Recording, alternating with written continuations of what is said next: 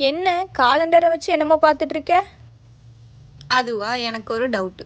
உனக்கு எத்தனாம் தேதி பிறந்த நாள்? செப்டம்பர் 24. அப்போ போன வருஷம்? அப்பவும் அதே டேட் தான். பர்த்டேங்கிறது ஒரே டேட்ல தானே வரும். இதுல என்ன டவுட்டு? அப்படியா? அப்போ விநாயகர் சதுர்த்தினா என்ன? விநாயகர் சதுர்த்தி எதுக்கு கொண்டாடுறோம்? விநாயகரோட பிறந்த நாள், அதுக்காக கொண்டாடுறோம். அப்படியா? அப்போ விநாயகர் சதுர்த்தி எந்த தேதியில வருது?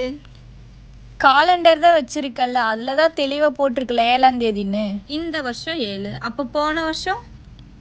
போன வருஷம் செப்டம்பர் 18. அப்போ அதுக்கு முதல் வருஷம்?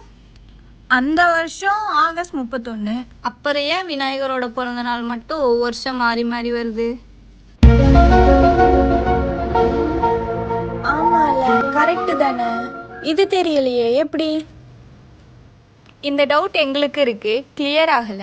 உங்களுக்கு யாருக்காவது தெரிஞ்சா கீழே கமெண்ட் பாக்ஸில் கமெண்ட் பண்ணுங்க. தேங்க்யூ.